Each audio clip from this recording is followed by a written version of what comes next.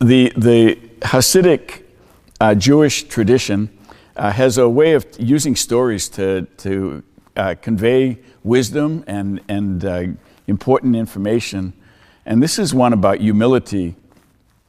Rabbi Naphtali lived in the countryside outside of a major city. And in the countryside, there were often robbers and others who were a threat to these households that lived in these less populated areas. So often the wealthy people would hire a watchman to spend the night protecting, guarding their property.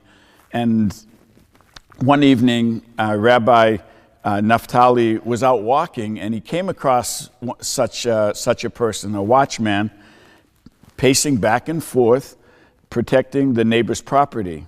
So the rabbi asked the watchman, "For whom do you work?"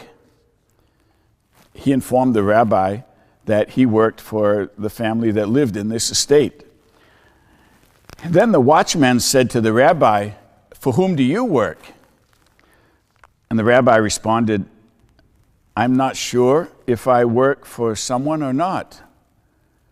And then the rabbi said to the watchman, "Would you come and work for me?" And he responded, "Oh, Rabbi, I would be so honored to work for you. But what would my duties be?" The rabbi said, "Your duty would be to help me remember your question by asking me every day, 'For whom do you work?'" The centurion in today's gospel, with his straightforward and simple but profound faith, is a good example of the Advent model of humility that leads to hope and ultimately to a deep joy. Because he was a centurion, he knew for whom he worked, and he would understand the meaning of Advent. The Latin term adventus was used in the Roman military jargon to describe the arrival, usually after a significant military victory, of the emperor or of a general.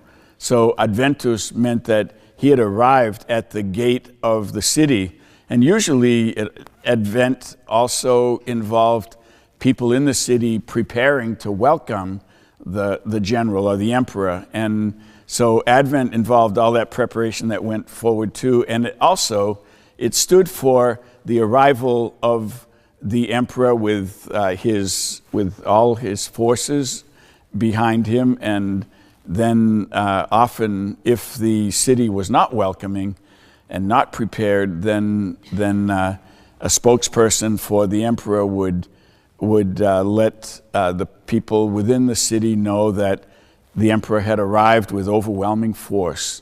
And if they were wise within, they would open the gates and welcome him in.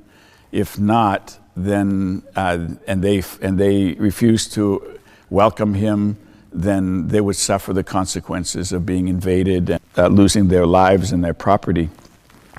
So Advent is the fulfillment of all of the plans, the excitement, the longing, and the preparation for the arrival of the Roman emperor. In our case, it's much, much more than the Roman emperor. It is the Lord himself. The centurion says, "Lord, I am not worthy that you should come under my roof, but only say the word, my servant shall be healed." We say those words, almost the same words, as we prepare to receive communion, aware of who is arriving at the gate of our hearts. And in all humility, we say, "I am not worthy." For Advent, I would ask you to consider asking a question. And the question would be, for whom do you work?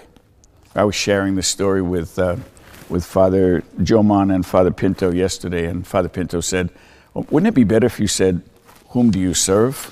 So in Advent, I remember the words of the great leader of the children of Israel after Moses.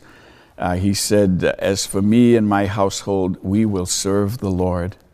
So who does your household, your family serve? Let's keep asking that question all during Advent.